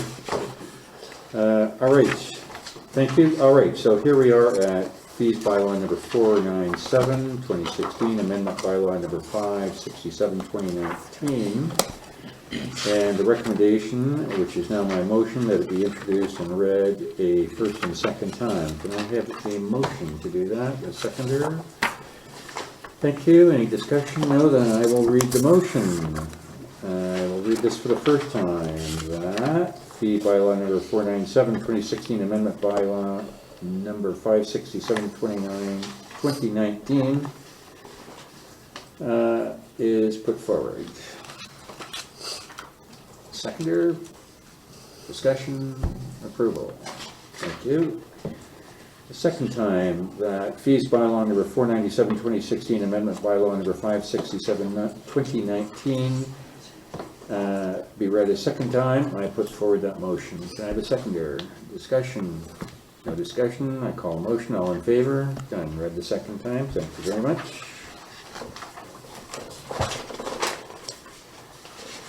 Okay, I think we're closing strong here. It's Councillor Abbott's favorite time of competing. Correspondence, Councillor Abbott? Okay, so the first item on the agenda, G1, I suggest we just receive this. I concur, thank you. The second item is Metro 2050 plan. And we can certainly plan a long way out. Metro, so Metro have got to redo the regional growth strategy 2040 to the 2050 to align it with Transit's 2050 strategy. So it sounds like there's a lot of work and a lot of stuff to happen in there. There's a fair bit of information on the pages. One of the things that jumped out to me is Metro Vancouver staff would be pleased to present at one of your up and coming council or board meetings, which I thought was interesting, and then it dawned on me that probably most of this stuff that they have to present is really not going to be that relevant to us. But I mean, what does everyone else think? Do we want to have someone present us on the transit plan? Well, interesting you should say that. I had a similar thought on something else. I think it was, again, my mind's somewhat fuzzed. There was some, oh no, I was at the emergency meeting. One of the resident members talked about the mayor's levy and doing, having a variety of things up. And it seems to me that if we had key service providers and the emergency people, and I was thinking Metro Vancouver for this this 2050 engagement plan, but also their climate action folks, their staff in terms of coming to tell us about wood burning apparatus and things like that. I'm just pitching it because I kind of like where Councillor Abbott's going. It's matter where we fit these people in. Mm-hmm. My thought of this one is anyway, someone can have a discussion with them and just ask them, is this presentation, can it be tailored? Or is it a set presentation? I don't know that we want to spend an hour listening to Something I listen to 4 times a you all the week. time, and what the next crossing is going to look like, Yeah. going down to Tuas, and whether it's going to be a bridge or a tunnel. I mean, it's interesting stuff, but we can all keep up with the news. But if it's something that could be tailored to our concerns and needs, then maybe it's different. I don't know. I agree, because I think transit in the corridor is huge. Between Pemberton, Whistler, Squamish, the mayors are all on board, and somehow we need to fit into this plan. So they need to be speaking at some point. It would just be interesting to see where do we fit in. All right. Is there a desire for Peter and I to reach out to the 2 writers of this? So this isn't regarding transit, this is regarding. This is Metro, not. This is Metro. Oh, So Metro's regional growth strategy has to be in line with Transit's new 2050. Yeah. So they are linked Exactly. from that point of view, but we're not having Transit come talk to us, we're having Metro. Yes, but just in perspective of the region, I think that it would be. Council tells me I'm happy to reach out to these. I'm in the building twice a week, so it's an easy deal for me to write them and figure out when they come in 2020 to see us or send us a pitch. Well, I think probably you firstly want to ask them if they can tailor it to us as opposed Tailor it to us. Yeah. Okay, done? Everybody, I'll take that and I can go to unfinished business. And would you also be asking if they want to tack on a CAC staff presentation with respect to wood burning? Of course. Are you trying to rise me?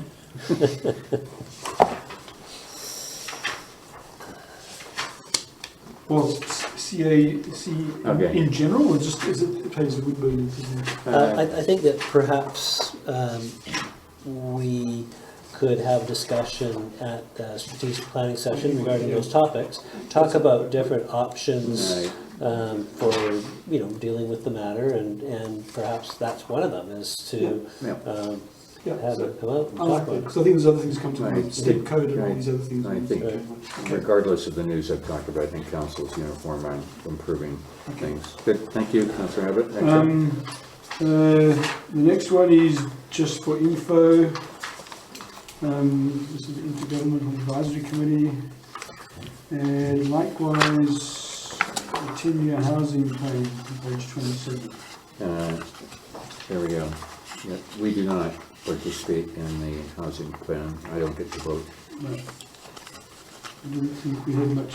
No. And so, next up, Mr. Burr is... Mr. Burr, we've captured him in a different way. captured in a different way. He's been answered by the CAO. He did address these questions to council. So I assume he's happy to get answered by the CAO. I referred it, it's fine. And then the last one is Mr. Mackey. Statement was made earlier about the outcome of the meeting. Sorry, Mr. Mackey wrote to, wasn't quite sure on that email address who it actually went to, but it was someone somewhere in Metro, some information in Metro, Right, yeah. suggesting that we do not get an exemption on the woodburning bylaw. Well, Should we respond to him? I'll take care of that. You take care of it? Okay. Okay. Thank you very much, Councillor Abbott. New business, is there any? There being none, public questions and comments, 2 minutes on any topic discussed at this meeting. Offer's gonna go quick. Yes? Yeah. I can comment on anything or a question? One thing that came up is the dog fees. My understanding is dogs are not allowed to roam freely through the village. So what difficulty is there whether a dog is spaded or not spaded or whatever? What function does that have other than perhaps creating another burden on pet owners?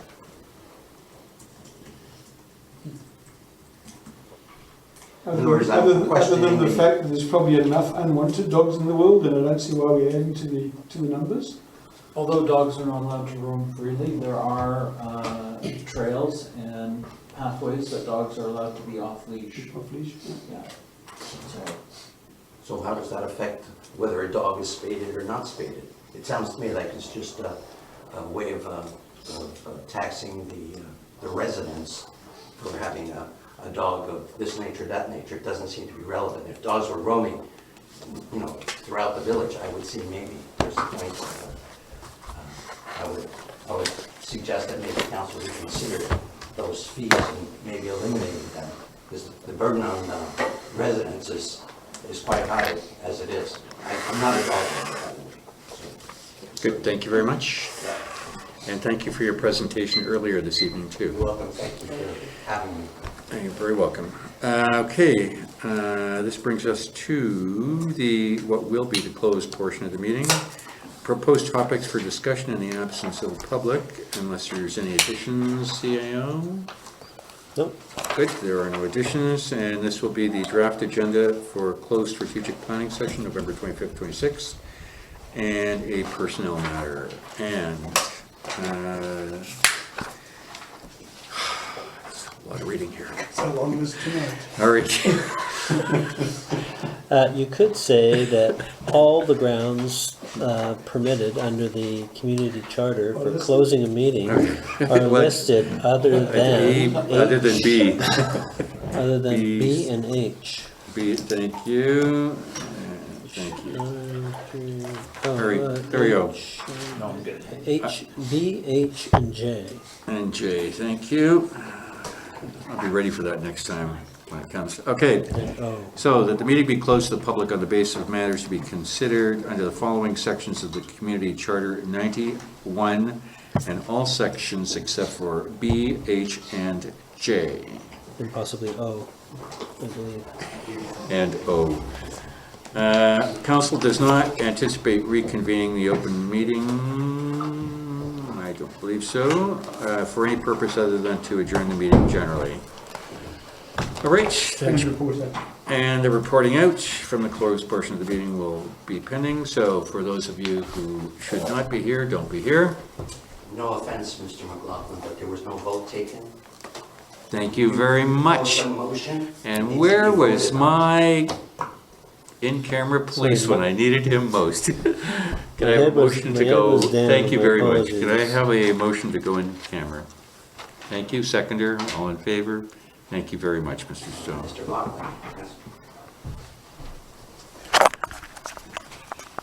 There we go. Good. Here we are at 9:30. We're back from the closed portion of the meeting and we're into the open. There's nothing to report out. And can I have a motion to adjourn? Thank you. Second, all in favor? Carried. We are done. Thank you. So you got passed, I got some. And Peter, do you have a second for note 19? Hey, I have a question for you. Cooley Stewart Reserve, Yes. how does it come to be, how is it funded due to